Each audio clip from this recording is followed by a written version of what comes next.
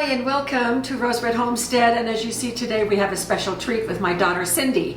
And of course my daughter Cindy was named after my sister Cindy, so it's Cindy squared a lot of the times.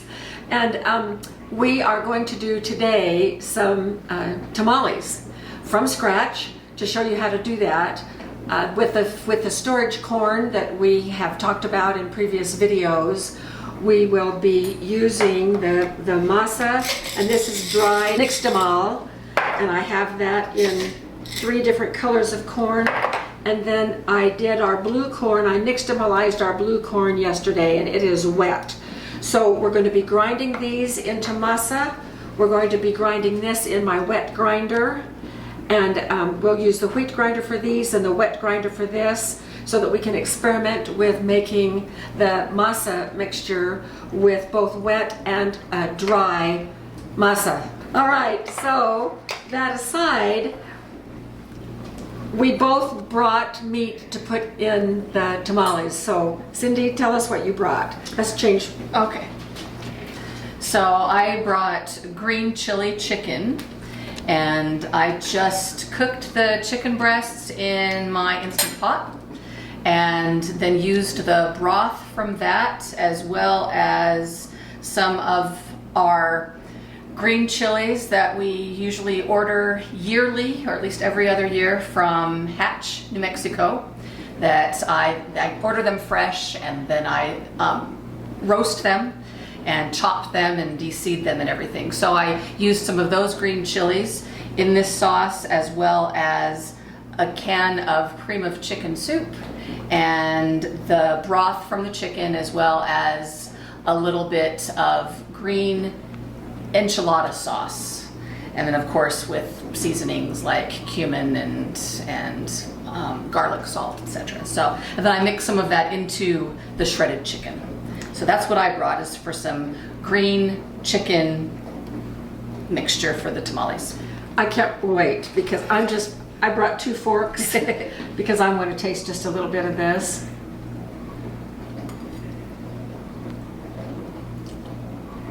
Oh, this is so good, so good.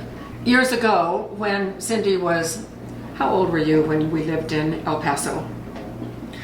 Well, we started when we lived in New Mexico. We lived in New Mexico from when I was 7 to when I was 14. And then we moved to El Paso, right across the border when I was 14. We moved about 10 miles away, just across the border. But in our church, there were some wonderful Mexican ladies who taught all of us how to do Mexican cooking. And so this video is just going to be a working video, because the way that I learned how to do things and that I've passed on to Cindy is that we start with sort of a basic recipe, and then the rest of it is just taste and add. And texture. Yeah, and moisture amount, and that includes the masa dough, everything. And so what we're hoping to accomplish with this video is to get some exact measurements, so that then we can put these recipes, and we'll be doing the green enchilada meat mixture, the green sauce, and then I mixed pork in a red sauce, and then the tamales with the masa. So Cindy and I are doing a book on food storage corn, and these recipes will be in that book for sure. So I cooked about 5 pounds of pork shoulder and shredded it, and then I made red sauce, and this is what I had left over. I made about 6 cups, so that means I have about 4 cups in here. And to make the red sauce, I bought a package of, let's see if I can hold this up. Well, I tore it right through the label. How do you say that, Cindy? Guajillo. Guajillo. Cindy speaks Spanish. Guajillo chili pods, and they look like this. And I just put those, I put 5 in the blender with 1 cup of water, and then blended those all up completely. Then did that 5 different times, so 5 cups with 25 chilies, and then added a few seasonings, ran it through a strainer, and then brought it to a boil and simmered it for about 5 minutes. And we'll have these exact recipes in the book, but this is when I took it into Jim last night and had him taste test it, you know, you always hear the expression that somebody's eyes light up. But boy, oh boy, did Jim's eyes light up when he tasted this. He just loved it. So why don't you taste it and see if I need to add anything. No, that's good. Is it okay? You really get that chili flavor. You know, I used to think that red sauce had a whole ton of tomatoes in it to make the red color. Not at all. No, it's the red peppers. So anyway, and then we have 2 cups left over, which I'm excited about. So we're gonna get started, and we don't need to heat the meat to put it in the tamales because we're gonna cook the tamales anyway, right? Cindy has done this more recently than I have. We used to do it quite often when we lived close enough. And then there were years and years when we lived too far apart that we didn't do it. And I know you did it on your own a lot. And About every other Christmas Eve. I didn't do it that often, so she's more experienced than I am with the tamales. So we will bring you back when we are ready to start on the masa. All right, so we have done about 1/3 of what we're going to do. Yes. And we went through it so that we could practice a little bit before we brought you back. And so in this pot, Jim is going to show our work so far. We have 9 tamales in there, and they were made with, they were made with red corn, and they turned out Hold on, back. Okay, there we go. They were made with the red corn, and the advertisement said they make pink tamales. Boy, did they lie. Okay. What color would you call those tamales? A mauvish gray. Yes. Mauvish gray. That's Mauvish gray. Very interesting. So we're now going to take you through the entire thing from making the masa. And so we're going to start right here with some lard. Now we're not going to give the measurements because we're working on building an entire recipe for the whole thing. We're doing this 1/3 at a time. And so giving you the measurements for 1/3 of the recipe makes no sense. So I'm putting some lard in here. Okay. So we have lard in there. I'm putting a little bit of salt in there. And we're going to turn this on and let the lard get fluffy.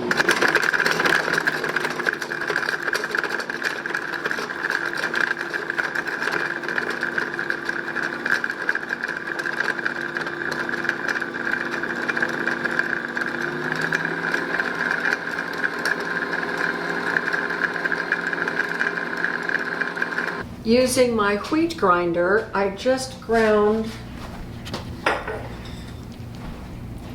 you hold those? I just ground up this yellow corn, and it's nixtamalized and dried in the dehydrator. And then I have made masa flour out of it using my wheat grinder. And I'm now going to put some of that in the mixer.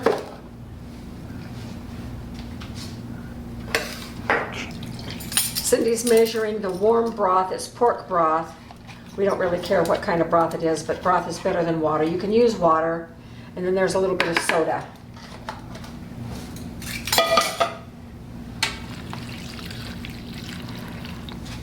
Ready?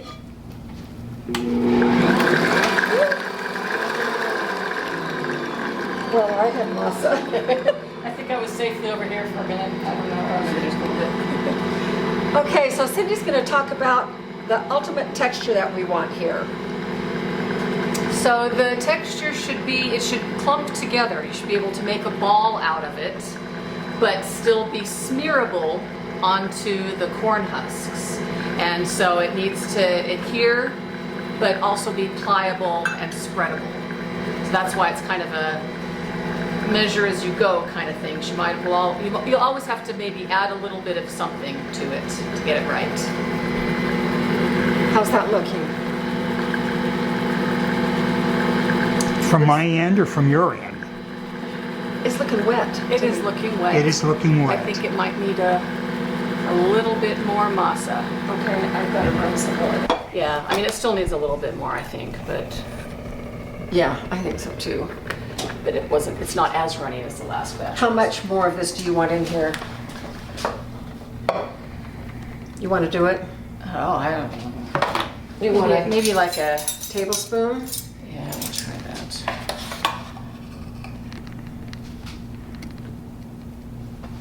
Tell me when. We'll do 2 tablespoons. I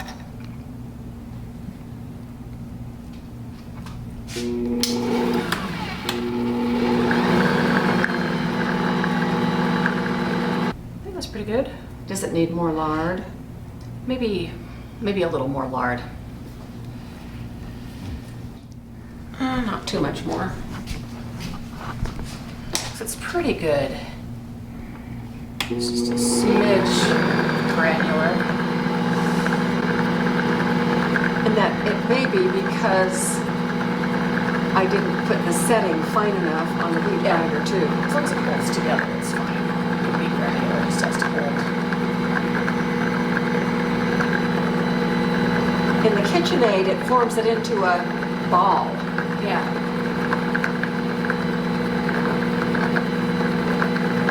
Okay.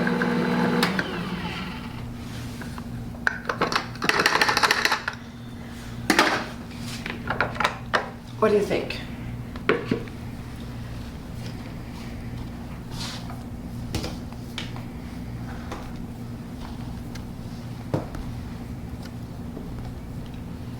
I think it's good. Okay, we're going to move the mixer out of the way and get set up so you can watch us actually form the tamales. Yes, that is right. It looks like it just came out of the KitchenAid. Yes. Okay. Yeah, it should be the consistency that you can make about a golf ball size ball.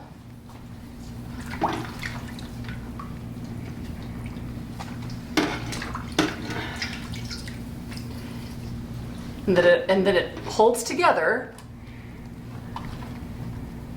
Not too small. I think that'll work.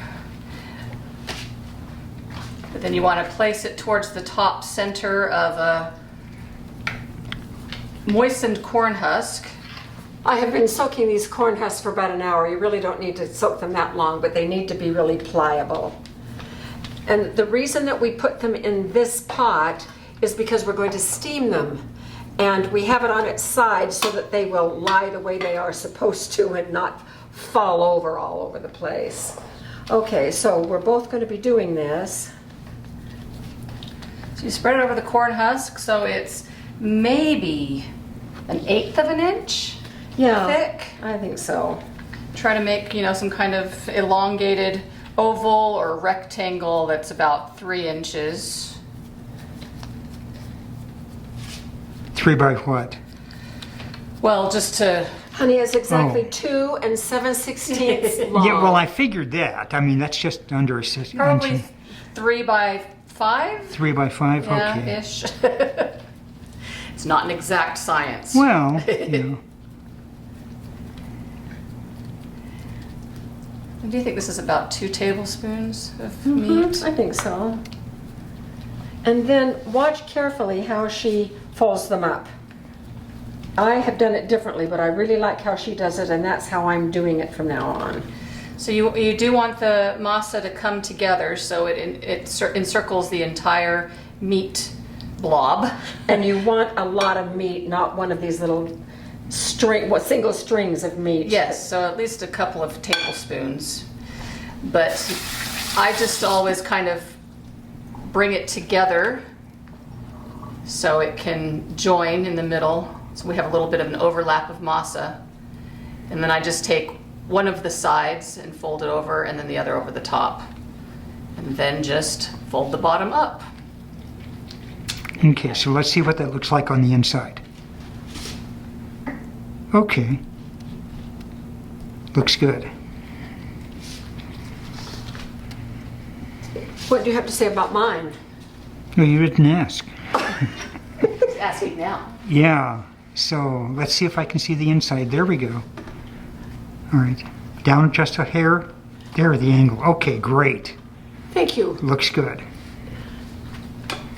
Oh, Cindy, I'm going to need to...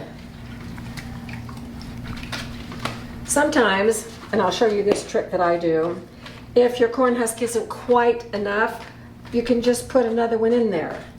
What does this too?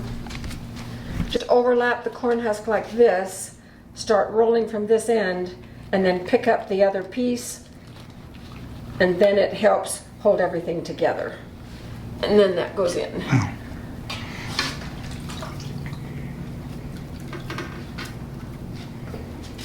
I shouldn't have any trouble with this Well, one. that one is fine. Looks like it ought to be big enough.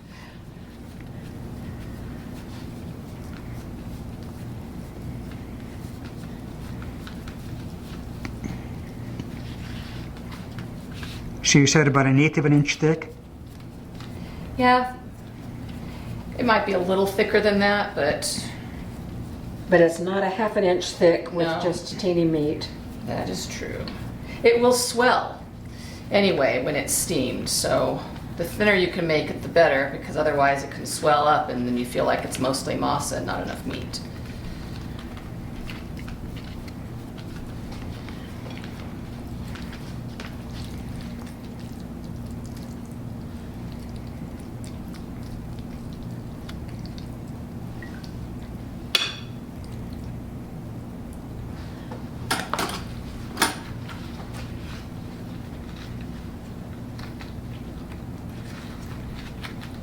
And some turn out bigger than others. Yes, Yeah. they do.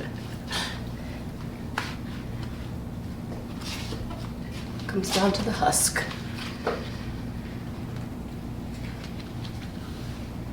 So we are going to finish this up and get set up to do the wet grinding of the blue cornmeal. And this is a first for me. I've never done it from wet. You too? Yeah, that from scratch, no. Oh, what you bought? I've cheated sometimes and bought ready-made masa that was made from wet because the texture told me that. So we'll be back. So it took all three of us to hold this grinder because we don't have an ideal setup here to fasten it to the granite. So we'll have to figure out something else out in the garage. Probably I don't have anything else in the house except the dining table, and that would be a no, no, no. We're also fighting the sun coming across, and we do this every day, so it's tough. But this is the blue corn, and it might look a funny color in the sun. The sun does weird stuff sometimes to colors, but it's really different. Yeah, and it's kind of a bluish gray. When you mix the masa, you're not going to have to add as much water because Okay. it's already wet. All right, so we're going to mix up the masa and start on this last batch of tamales, and we'll be back when we're close to the end. What a fun project this is. Yes. And so we're doing our very last ones. And we wanted you to notice the blue flecks in the blue corn. Is that just beautiful? Yes, that's fantastic.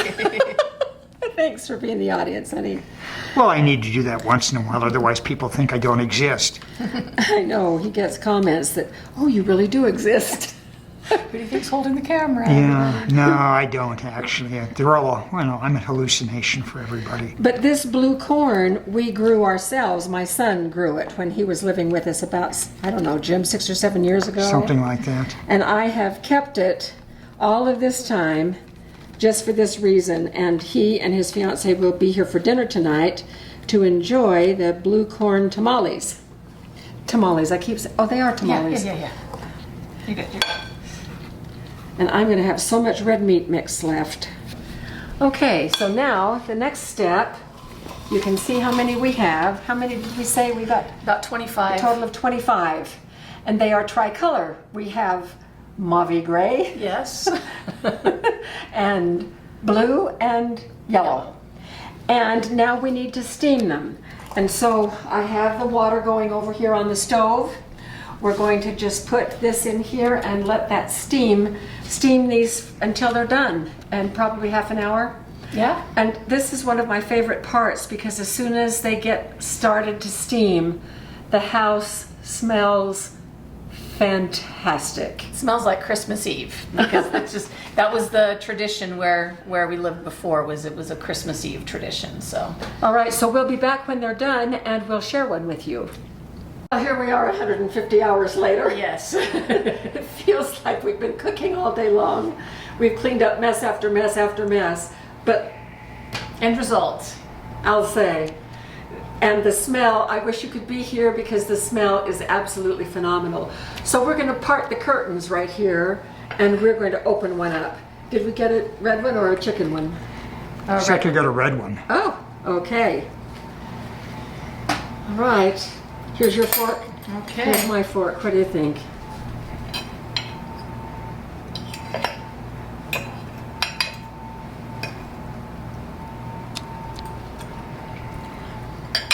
Oh my goodness. Very good. These are fantastic. You're welcome to come to dinner. We have plenty. So we're having a family dinner in 10 minutes. We'll see when they get here. Yes, we're celebrating some family birthdays, and we're having family favorite tamales. So thank you so much for being with us. We are sold on corn as a storage food, and once it's nixtamalized and that nutrition is elevated, so is the flavor. And so these are just wonderful. So thank you so much for being with us, and we will see you at our next video.